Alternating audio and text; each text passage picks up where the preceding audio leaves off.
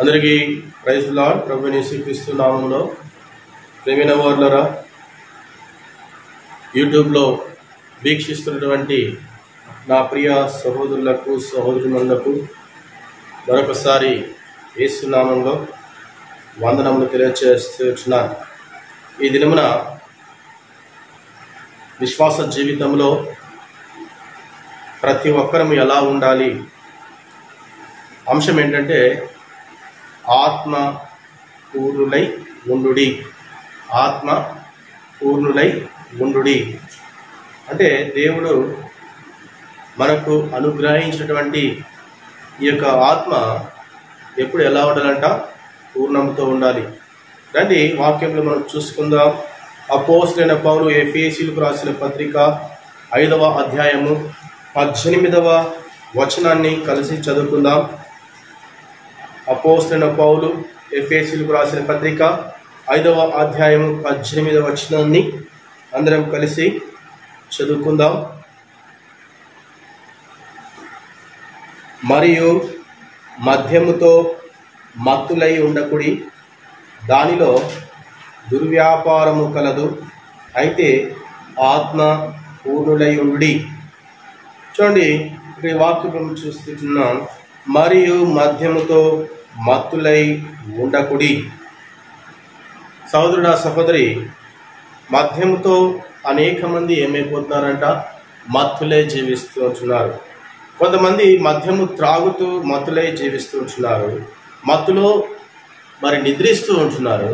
మరికొద్దిమంది మద్యము తాగకపోయినప్పటికీ విశ్వాస జీవితంలో అనేక మంది ఎలా ఉన్నారంట? మత్తుగా ఉంటున్నారు. మత్తుగా ఉండడం అంటే ఏంటి? సోమరుల వలె ఉండటం, దేవుని యందు భయము భక్తి లేక ఉండటం. చూడండి, పగటిపూట మనం నడిచేటప్పుడు దేవుడు మనకు చక్కటి కళ్ళని ఇచ్చినాడు. కళ్ళు ఏం పని కళ్ళ పని ఏంటి? ఏదైనా చూడాలంటే పని చేసేది ఏంటంట? కనులు.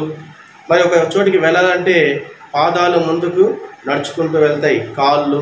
మరి ఈ చేతులు ఏదైనా పని చేయాలంటే దేవుడు చక్కటి చేతులు ఇచ్చేస్తున్నాడు. అయితే ఇవన్నీ కూడా దేవుడు తన కోసం ఏర్పాటు చేసుకున్నాడు, తన పని చేయడానికి ఏర్పాటు చేసుకున్నాడు. సహోదరుడా సహోదరి, ఇటువంటి దేవుడు నీ జీవితంలో ఎన్నో గొప్ప కార్యాలు చేస్తూ మరి మత్తులే ఉండకూడదని దేవుడు ఈ సమయంలో సెలవిస్తూ ఉంటున్నాడు. చూడండి, మరి అల్లరి చిల్లరగా తిరగకుండా, అదేవిధంగా త్రాగకుండా, అవినీతి చేయకుండా, పోకిరి పనులు చేయకుండా, కక్షలు అసూయలు లేకుండా ఉండాలని దేవుడు తెలియపరుస్తూ ఉంటున్నాడు. ఈనాడు విశ్వాస జీవితంలో అనేక మందిలో ఏమున్నాయంట? ఏముందంటే అనేక మందిలో కక్షలు చూస్తుంటున్నాం. ఒకరి మీద ఒకరికి కక్షలు, ఒకరి మీద ఒకరికి అసూయలు, ఒకరి మీద ఒకరికి ఏమున్నాయంట? మరి అసమాధానాలు, సమాధానం లేనటువంటి పరిస్థితులు, ఐక్యత లేనటువంటి పరిస్థితులు, ఇలాంటివన్నీ ఉండడం వల్ల అనేక మంది ఈ యొక్క పాపముల చేత బంధింపబడి ఈ యొక్క మత్తులో జీవిస్తూ ఉంటున్నారు. ఆ మత్తులో అంట? మద్యం మత్తు.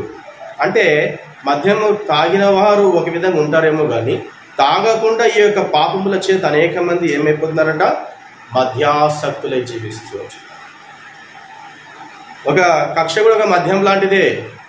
వాడు తాగుడు ఏమి చేయడు, కానీ కక్ష ఉంటుంది ఒక మనిషికి. కొంతమంది అసూయ పడుతూ ఉంటారు. విశ్వాస జీవితంలో చాలామంది కొంతమంది ఏమవుతారంట? అసూయ పడటం మనం చూస్తూ ఉంటాం. కొంతమంది ఏం చేస్తారంట? అవినీతి పరులుగా ఉంటారు. కాబట్టి ఇటువంటి వారు దేవునికి ఇష్టలా అయిష్టలా? దేవునికి అయిష్టలుగా ఉంటారు. ఇటువంటి వారు చేసినటువంటి ప్రార్థన దేవుడు ఆలకిస్తాడా అంటే ఆలకించడు. చూడండి, 1 కొరింథీ 5వ అధ్యాయం 11వ వచనంలో చదవండి. 1 కొరింథీ 5వ అధ్యాయం 11వ వచనం. 1 కొరింథీ మనం చూస్తాము. అపోస్తలుడైన పౌలు కొరింథీయులకు రాసిన పత్రిక, అపోస్తలుడైన పౌలు కొరింథీయులకు రాసిన పత్రిక 1 కొరింథీ 5వ అధ్యాయము 11వ వచనంలో చూస్తే, ఇప్పుడైతే సహోదరుడు అనబడిన వాడెవడైనను జారడు గాని, లోబి గాని, విగ్రహారాధికుడు గాని, తిట్టుబోతు గాని, త్రాగుబోతు గాని, దోచుకునివాడు గాని అయ్యున్నెడల అట్టి వానితో సాంగత్యము చేయకూడదు, భుజింపను కూడదని మీకు రాయచున్నాడు. చూడండి, ఇటువంటి వారితో మనం సహవాసము చెయ్యకూడదు. ఎటువంటి వారితో అంట? చూడండి, జారుడు కానీ వారితో కానీ, లోబి కానీ వారితో కానీ, విగ్రహారాధికుడు కానీ, అంటే ఈ లోకమును ప్రేమించినటువంటి వాడు, మరి తిడుతూ ఉండేటువంటి వారితో కానీ, త్రాగుబోతుతో సహవాసం చేయడం కానీ, దోచుకునే వాడితో సహవాసం చేయడం కానీ, ఇట్లాంటి వారితో మరి సాంగత్యం చేయకూడదు. అటువంటి వారితో భోజన సహవాసం కూడా మనం కలిగి ఉండకూడదని వాక్యము సెలవిస్తూ ఉంటున్నది. మరి ఎటువంటి వారితో సహవాసం కలిగి ఉండాలా?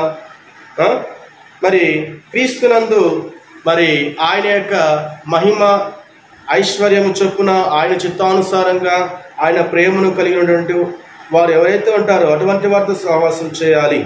చూడండి, ఇంకొక వాక్యం చూద్దాం మనము. గలతీయులకు రాసిన పత్రిక 5వ అధ్యాయము, గలతీయులకు రాసిన పత్రిక 5వ అధ్యాయము 21వ వచనంలో మనం చూస్తాం.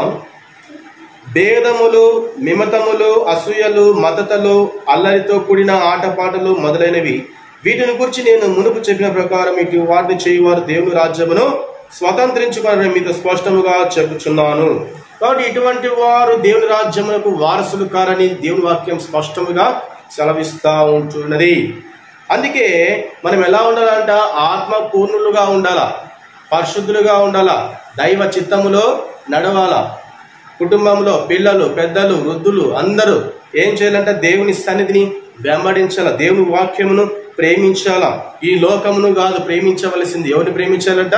దేవుణ్ణి ప్రేమించాలి. ప్రతి విషయంలో ఏముండాలంట? ప్రార్థన జీవితం అవసరం. చూడండి, మళ్ళా చివరిగా చూస్తాం మనము 1 యోహాను 5వ అధ్యాయము చివరిగా మనం చూసుకుందాం. 1 యోహాను 5వ అధ్యాయము 14-15 వచనంలో మనం చూసుకున్నట్లయితే, ఆయనను బట్టి మనకు కలిగిన ధైర్యం ఏదనగా ఆయన చిత్తానుసారముగా మనం ఏది అడిగినను ఆయన మనవి ఆలకించుననున్నదియే. చూడండి, ఆయన్ని బట్టి మనము ఎలా ఉండాలంట? ధైర్యముగా ఉండాల. నీతిమంతులు ఎలా ఉంటారంట? సింహముల వలె ధైర్యముగా ఉంటారు. పిరికి వారు ఎలా ఉంటారంట? ఆ వాక్యం చూద్దాం. ప్రకటన గ్రంథం చూడండి, ఆ వాక్యం ఒకసారి చూద్దాము. మరి పిరికి వారు ఎలా ఉంటారు ఈ లోకంలో? పిరికితనం గల వారు ఎలా ఉంటారు ఈ లోకంలో అన్న విషయం మనం చూసుకున్నట్లయితే,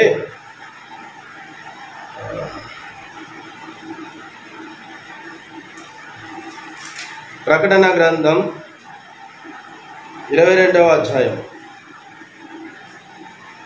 యోహాను రాసిన ప్రకటన గ్రంథం 21వ అధ్యాయం 21వ అధ్యాయంలో 8వ వచనంలో చూసుకున్నట్లయితే, పిరికి వారును, అవిశ్వాసులను, అసహ్యులను, నరహంతకులను, వ్యభిచారులను, మాంత్రికులను, విగ్రహారాధికులను, అబద్ధికులందరూ అగ్ని గంధకములతో మండు గుండములో పాలు పొందురు. ఇది 2వ మరణం. చూడండి, ఇటువంటి వారంతా ఎలా ఉంటారంట? అగ్ని గుండంలో పాలు పొందుతారు. దేవుడు అగ్నిగుండంలో వేస్తాడు. ఎటువంటి వారంట? పిరికి వారిని. కాబట్టి మనము పిరికితనంతో ఉండకూడదు, యథార్థముగా ఉండాలి. అవునంటే అవును, కాదంటే కాదటువంటి వారు దేవుని రాజ్యాన్ని ప్రవేశిస్తారు. కానీ పిరికితనంతో ఉన్నటువంటి వారు దేవుని రాజ్యానికి వారసులు వారని బైబిల్ గ్రంథం సెలవిస్తూ ఉంటున్నది. 1 యోహాను 5వ అధ్యాయము 14వ వచనంలో మరి చూస్తున్నాం. ఆయన్ని బట్టి మనకు కలిగిన ధైర్యం ఏదనగా ఆయన చిత్తానుసారముగా మనం ఏది అడిగినను ఆయన మనవి ఆలకిస్తాడు. అడిగే విధానం ఎలా ఉండాలంట?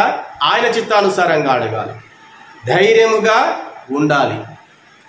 15వ వచనంలో చూస్తాం, మనం ఏమి అడిగినను ఆయన మనవి ఆలకించుదని మన మెరిగిన ఎడల మనం ఆయనను వేడుకొనున్నవి మనకు కలిగినవని ఎరుగుతాము. సో ఆయన మనం అడిగినట్లయితే అది మనకు అనుగ్రహించడని నమ్మాలి, విశ్వసించాలి.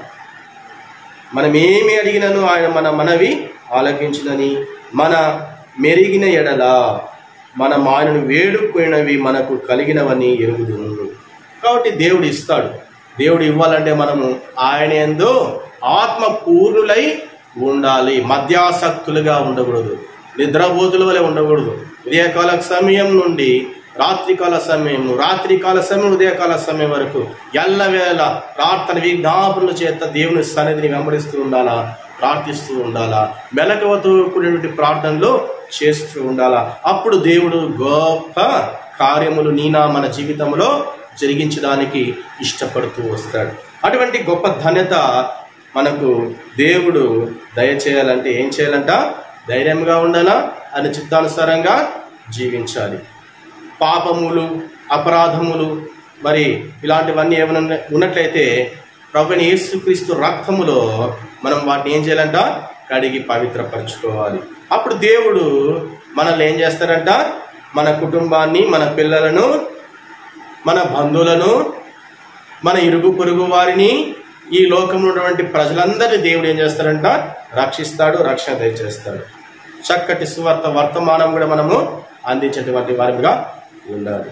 ఈ విధంగా మనము ప్రభువైన యేసుక్రీస్తునందు విశ్వాసం ఉంచుతూ ఎలవేళ ప్రార్థన విజ్ఞాపనముల చేత ప్రభు పాదాల చేత సాగిలపడి ముందుకు సాగిపోవడానికి మనము యేసుక్రీస్తునందు ఆసక్తులే ఉండాలి. ఈ లోకంలోని వాటి మీద కాదు. ప్రభువైన యేసుక్రీస్తునందు ఆసక్తితో ఆయన్ను వెంబడించాలి. వాక్యము చదవాలా, పాటలు పాడాలా, పిల్లలతో పాటలు పాడించాలా, పిల్లలకు పాటలు నేర్పించాలా. మరి కుటుంబంలో భార్య భర్తలు పిల్లలు కుటుంబంగా కూర్చుని కుటుంబ ప్రార్థనలు చేసుకోవాలి. మరి దేవుని సన్నిధికి వెళ్ళాలి. కాబట్టి సాతానుడు ఎప్పుడు ఎవరిని మింగుదాని పొంచుకొని కాచుకుని ఉంటున్నాడు. ఎందుకంటే వారి జీవితం ఏం లేదంట? ప్రార్థన లేదు. ప్రార్థన లేనివాడు ఎలా ఉంటాడంట? క్రీస్తు లేని వాడి వలె ఉంటాడు. ప్రార్థనాపరుడు యథార్థవంతుడిగా ఉంటాడు. యథార్థవంతులదే పరలోక రాజ్యంని బైబిల్ గ్రంథం సెలవిస్తూ ఉంటాడు. కాబట్టి యథార్థంగా ఉందాం, దేవుని యొక్క సత్య సువార్తను ప్రకటిస్తాం. అందరం ఐక్యంగా ఉండి ఈ లోకములో ప్రభు కొరకు జీవిస్తూ ఆయన రాకడ వచ్చే వరకు, ఆయన రాజ్యంలో ప్రవేశించేంత వరకు మనమందరం ప్రభు పాదాల చెంత మనము ప్రార్థనలు చేస్తూ అనేక మంది రక్షణ కొరకు మనము ఆయన సిలువను మోస్తూ ఆయన పోలిక చొప్పున మనము మరి నడవడానికి మనము ముందుకు సాగిపోవాలని బైబిల్ వాక్యము దేవుడు మనతో ఈ సమయంలో మాట్లాడుతూ ఉన్నాడు. ఇటువంటి గొప్ప మరి వాక్యము అందించినటువంటి ప్రభువైన యేసుక్రీస్తు ప్రభు వారికి గొప్ప మరి ఆయన మనము మర్చిపోకుండా ఆయన్ను ఎప్పుడూ మరి జ్ఞాపకం చేసుకొనుచు ఆయన చిత్తానుసారంగా నడవాలని మరి ముందుకు సాగిపోదాం. దేవుడిచ్చిన వాక్య భావం దీవించి ఆశీర్వదించుగా.